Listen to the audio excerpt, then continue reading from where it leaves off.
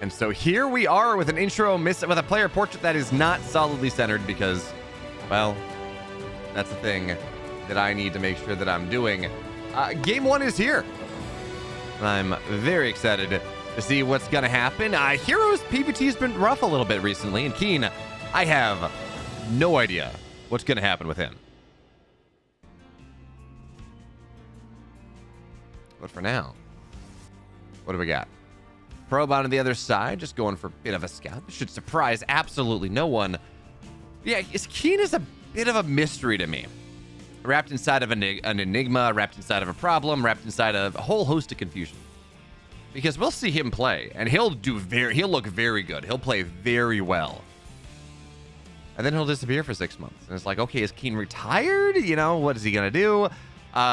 He narrowly missed out on Katowice, not for 2023, but for 2022. Very narrowly missed out. And he was playing well leading up to it. I want to say, Alpha X ran a pre-Katowice tournament for the players that didn't qualify for Katowice, kind of a warm-up event for the viewers. And I want to say he placed top 4. Like, he played very well. And then he disappeared for like the entirety of 2022. I mean, he played here or there, but for the most part, we had no idea where he was, no idea what he was doing, whether he was playing or not. And now we're seeing him here. He's in the GSL again.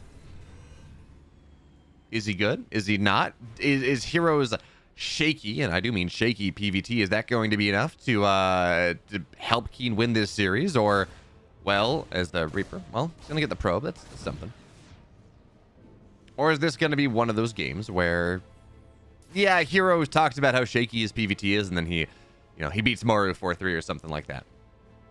What I do know, though, is that KeeN has only won 4 series versus herO all time. And KeeN, I'm surprised that he even has a win chance coming out of a League-Elec. Considering, again, he's not all that active, but I guess he's played just enough with GSL qualifiers and things to be considered active and have some level of statistics about kind of his recent form. But yeah, 50% recent form, although again, I'm assuming the sample size is super small on that. So what is herO doing in the setup where KeeN is fresh? We haven't seen him for quite a while. herO is going to open rather safely as these adepts, they find their way behind the mineral line, but they're not going to get an SCV, not for now, but they will deny some mining. Ooh. Not quite timed out right. But anyway, yeah, so herO, he's opening up safely. He's got Phoenix on the way, and that means that there's a good majority of Terran options that may try to take. Is herO tries to micro forward, KDA charge, bops him out, and that's not going to work out. So that's going to be fine. But the point being, as we talk about this, Phoenix play is fantastic against probably 8 out of 10 Terran aggressive builds. Yeah, against, say, 3 racks or something, you're pretty upset, but if generally the Phoenix play means you can scout that out quick enough, and then you can respond appropriately. But of course, as I say that, herO's sitting on 2 Phoenix. He's got his 3rd on the way, and they have not moved out on the map at all. He has seen not at all in the main base.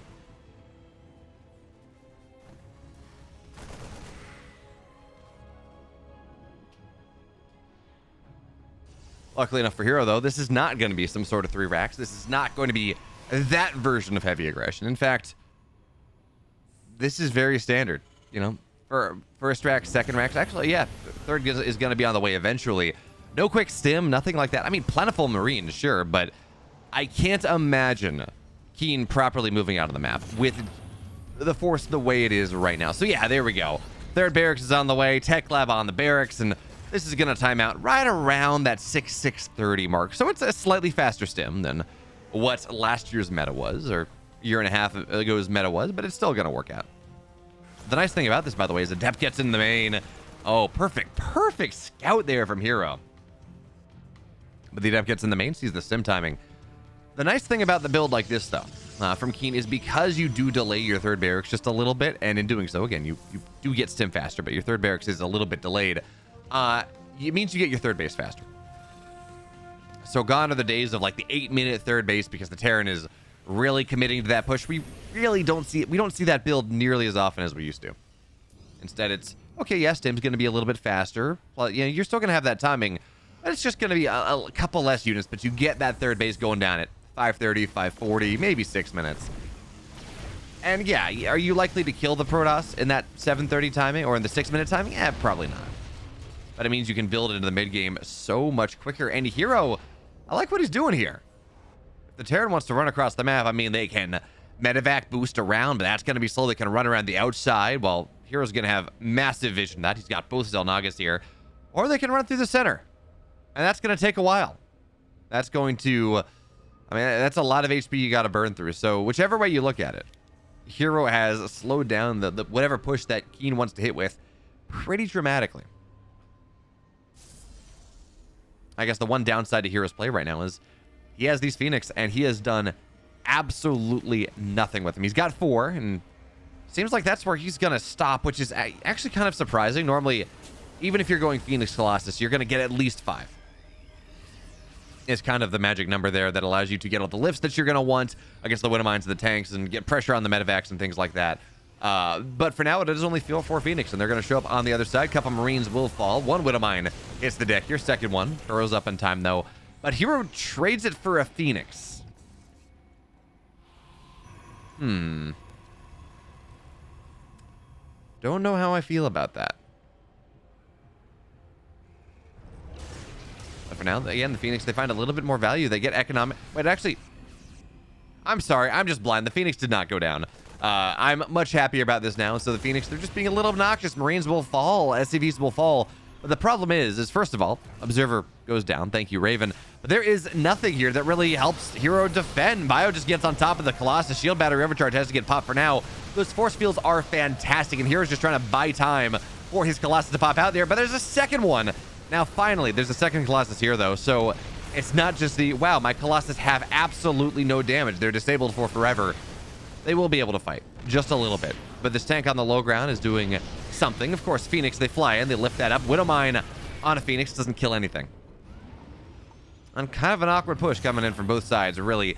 herO, I guess, you know, looking back on it, those 5 Phoenix across the map, they did a pretty good job. They got damage done, and they came back when they needed to, but I don't know. I feel like maybe herO should have brought it home earlier, but of course, this is herO. And he knows far better than I. And now, I mean, he's going in a fantastic spot. He's going up to like 7, 8 Phoenix. He's got 6, 1 more on the way.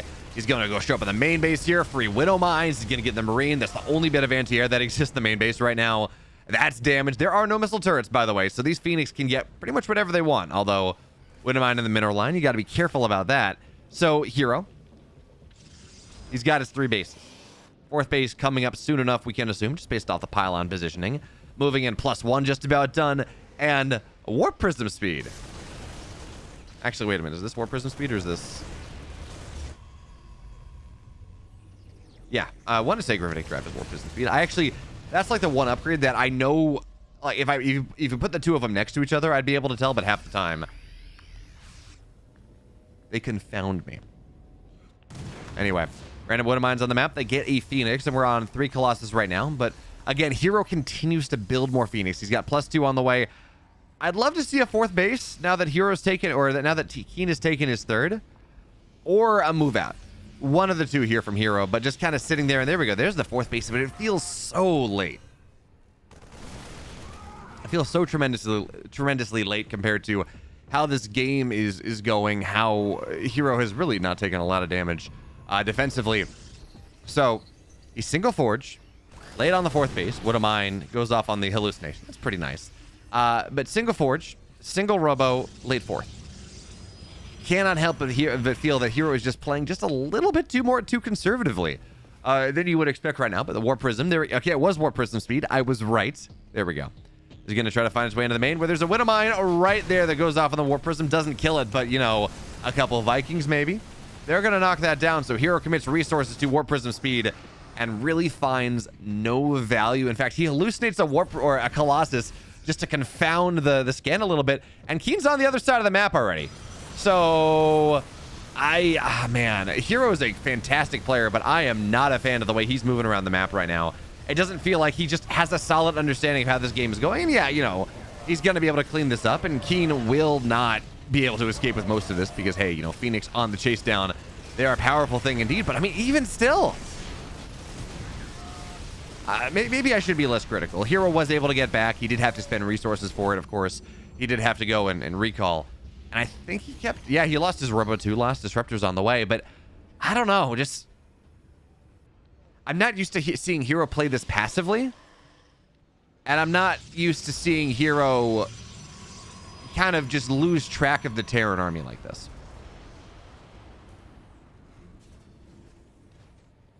Is, I guess, the two things that make me, I don't know, question hero's gameplay a little bit. It just doesn't feel... He has had no attack vectors. He's been playing extremely passively. And as a result, we're seeing him lose more. Actually, I guess we're not. I guess herO has traded better, so at least that defensive play is working out for him. As the Wind of Mine goes off, there we go. A couple more dead Phoenix. Missile turret will eventually complete, but honestly, the time the Phoenix is over for the most part. Do we have Ghost, though? We have a Ghost? Yeah, so we do have Ghost. So definitely the time of the Phoenix is over at this point. You want to bulk your ground army. Phoenix, at a certain point, the Ghost EMP them, they can't lift. They're super squishy. They don't work out well. But herO is now finally doing that job that he needs to do of staying a base up on the Terran. He's got that 5th base on the way. Another Warp Prism, finally, as he's maxed out here. But it also means that he's not really going to be able to warp in. He's got four Zealots and a Warp Prism. And that is pretty much going to be the extent of his aggression coming in for a little bit. So, for now, Warp Prism in the main as herO postures forward. And let's see how good of a fight this is going to be. It's actually not. KeeN has to deal with the Warpins in the main base right now. So, herO just kind of backs on up for the moment.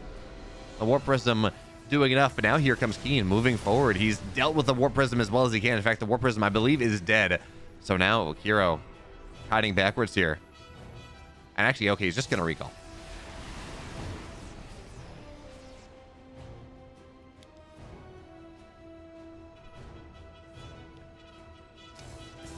Okay, maybe it seems like herO now is going to try to take an engagement. Wind of Mine's burrow up, but they're not going to find much of anything. Oh, okay, there's one on the right side. Didn't see that. But Disruptors deal with this for the most part. And now, just warped in on the north side. Okay, no, that's a gateway. Never mind. I thought that was a bunch of Zealots. herO has this big death ball of an army. He's on 2-1, so he's down an upgrade on his opponent. +3 attack is about halfway done. And KeeN is also transitioning pretty quickly into the late game. He's got 2 more command centers on the way. So if herO wants to kill him or wants to kill him before the game goes pretty late, it's going to have to be soon. Eventually, the Terran is really going to start to multi-prong, is going to start to have that big economy. So for now, herO, his army, and a big death ball. EMPs on both shield batteries. So shield battery overcharge has to get popped here, and that's going to force KeeN back for the moment. But oh, this army feels a little bit exposed. So hero's going to jump right on top. And Stalkers blink forward. They really don't get much of anything. They don't get any of the medevacs, but even still, they get enough. And we'll drop into the natural here. Phoenix have to get pulled away because the unload is going to be there. Meanwhile, army on the right side is going to kill another one of hero's bases. The Zealots now, they're going to try to find their way on in. Is this going to be worthwhile for herO at this point, or for KeeN? He's going to lose this army. But is that worth it? 11 probes have gone down. He got another base. He's going to get the gateway on the north side. And I would wager that, yeah, that probably was.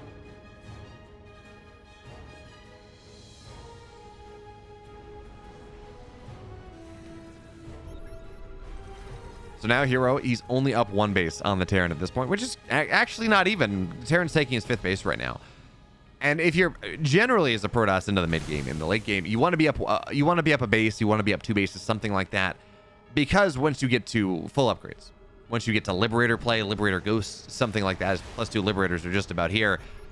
It becomes very hard for the Protoss to trade cost effectively against this massive concave of bio. So Disruptor shots are going to go out. They're not going to find much of anything. And the Stalkers, they move forward. They're going to get a Viking for their shovels. Hey, that's something. The game is going heavy positional focus right now. And KeeN did a great job of making sure that he was able to shut down the Terran, or wow, the Protoss economy just a little bit. Zealots charge in, but again, Ghosts should be enough. Yeah, I mean, Ghosts are fantastic against the Zealots. So herO just loses a lot of Zealots for no gain. And that is so... I'm very surprised that herO didn't blink on top of that army, but that is so many DTs. We're looking at 12 Dark Templar on the left side of the map. Scan goes down on the army once again. And this army from KeeN, this multi-prong from KeeN is doing such good work. Bases are continuing to fall down, but maybe these DTs, 12 of them will absolutely, they're going to two-shot this planetary, even with the Widow Mines. So that's going to be a dead base for KeeN for finally now fight off in the middle, but the army is just not microing. You got to kite backwards against this. The Colossus, everything else, and suddenly KeeN's supply is starting to plummet here. One more Prism takes damage, but there are two where that came from. The Widow Mines, well, they're not going to be able to kill any of them anyways. 17 workers hit the deck as the DTs are finally dealt with, and these command centers, they're going to get canceled as well. But friends, we're solidly into a base trade at this point. We got two armies. Army from KeeN to the natural. Army from herO on the other side. Base is going down, but it seems like herO's taking damage a little bit slower. And more importantly, the recall means that herO finds his way back into the main. This base trade is going to be distinctly Protoss favored, at least for the time being. Now, Marauders, Marines, Bio, they're going to drop onto the low ground. +3 attack done, +3 armor just about done. EMP on the Nexus, but it still has, there's enough in the Nexus system for shield battery overcharge to go up. So the army has to run away. Another ghost will fall. I'm taking stock of things now. KeeN having to rebuild this base, but he doesn't have an SCV on it right now. He's got a fourth base up and running. It's an orbital, though. It's one of the Muling orbitals. He would love to have a planetary right here, but he's got the high ground. And if he can maybe knock these Colossus down, take a sustained fight like that, that might work out for him fairly well. Actually, surrounds coming in from every side, but those disruptors are massive here. And it seemed like here KeeN had a great surround. Unfortunately, the big balls of death are going to absolutely do it. And herO, kind of a shaky game, but he takes game one.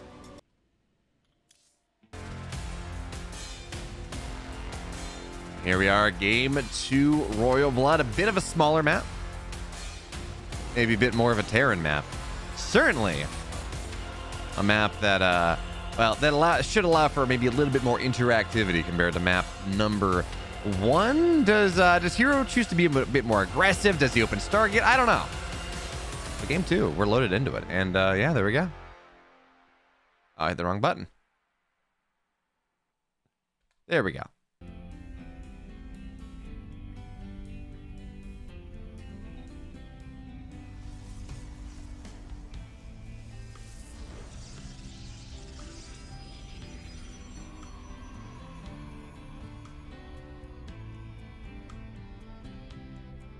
So game one, we saw herO open Stargate. KeeN went for like a 6-minute stim into a third base, you know, that kind of thing.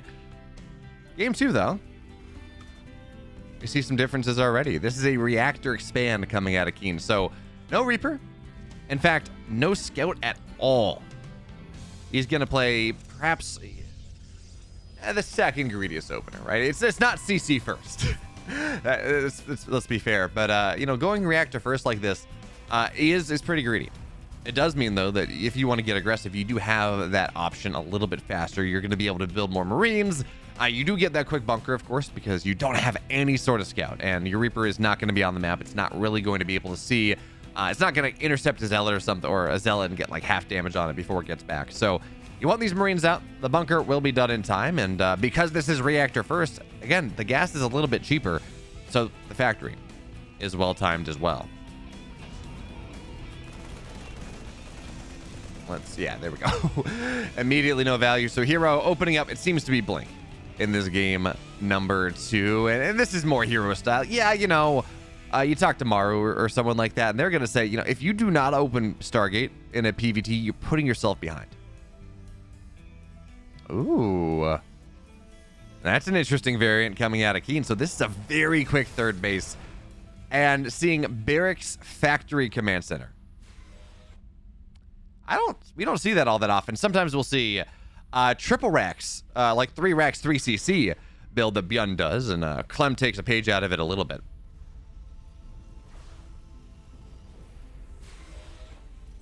Well, yeah, what was I saying? So, it's interesting because, well, okay, so why is this interesting? First of all, you don't see it all that much. Second of all, the Adept finds its way into the main base. And, well, that's an immediate death, but it delays the natural just a little bit. And we take those. And I talked about this being a Blink opener because it's just herO, and I kind of expect that out of him. But no. There's a Dark Shrine on the way. And this is actually going to work out pretty well for KeeN, I think, because he's going to have 3 CCs, which means 3 scans at a time, which means that it is far less likely that he should at least take damage from any sort of DT showing up in the main of the natural, because we know that while he has 3 orbitals, he's not going to have three bases, right? He's only going to be on 2 bases. The other thing you got to pay attention to is maybe he drops too many scans, but we're around that time where a good Terran starts banking scans anyways. So the Dark Shrine is 80% of the way done. Orbital will be complete by the time that these DTs run across the map, or very quickly thereafter. But in the main base, a scan's been dropped, or a mule has been dropped, excuse me. So there we go, 27 energy. Oh no. I've been praising him. There is 1 scan available, or 1 more mule available, and KeeN drops it. This is a problem. So Warp Prism into the main, and Cyclone is going to get damage onto it, but DTs are already going to reveal themselves. And look at this, herO's killing Marines. So I guess he's trying to make sure when there is a scan, because he knows that there is no scan right now, otherwise it would have been dropped. He's making it so that there's realistically probably not going to be enough to kill both DTs. And there we go, scan in the natural kills 1, but in the main, that Templar is still there. And there is absolutely nothing saving anything. Yeah, you know, technically there's going to be a scan a little bit faster. 7 seconds from the 1 in the natural. But there is absolutely no excuse for this to be getting the damage. Oh, he's going to get a Cyclone too. There is no excuse for here to be getting this amount of damage given the triple CC opening. But KeeN got far too greedy. And you want evidence of KeeN kind of coming back to StarCraft after not playing it for a little bit? That's a great example. Because what that is KeeN kind of forgetting his timings, forgetting that, okay, I really should hold scans right around the 5-minute mark on the off chance the DTs are going to find their way in. But now we got Blink. We got Shadow Stride. And that means that these DTs are going to be a little bit more powerful. Or even just they're going to be able to get damage done. So 1 blinks back, Warp Prism saves it. Well, the tag here means that, yeah, KeeN's pretty solidly set up at this point. herO is not going to be able to get more damage done. But he already got enough. 2 DTs dying for 10 SCVs, a Cyclone, 9 Marines, and now it's Archon drops, because why not? Now, it's unfortunate for herO that the Shadow Stride is not going to work out super well for him. He's not really going to find the value there, but look at this, drops Archons on top of the SCVs. So not only does he splash damage, not only does he kill SCVs that way, the friendly fire from the tanks might get a couple more. So he drops in once again. Oh, no! Oh, those SCVs were rather clumped, weren't they? 15 go down. And oh, that is unfortunate for KeeN. The Marines are going to follow here as well. This Archon is full on shields. Nothing's going to kill that. It's not going to go down for quite a while. And charge is halfway done. +1, just about complete. herO's got this 3rd base. He's up 31 army supply, or 31 total supply. And honestly, and most of it's in workers, which is even worse. It's not even the army supply question anymore. It's just, oh, so much damage. And now Immortal drops. I guess herO wanted to snipe a couple tanks, but they're pretty far back. So instead, he almost snipes Tim. Doesn't quite get there, but he almost does. Now, charge is done, +1 is done. We're looking at how many? We're looking at 3 Immortals, 2 Archons here. Most of them are pretty healthy. I'm going to be honest. I don't know how KeeN is supposed to defend against this. It just does not seem likely. So Zealots are going to charge in, get on. Bunker's dead immediately. Tanks pretty soon to follow. There we go. And KeeN is dead. As Dodo, in fact.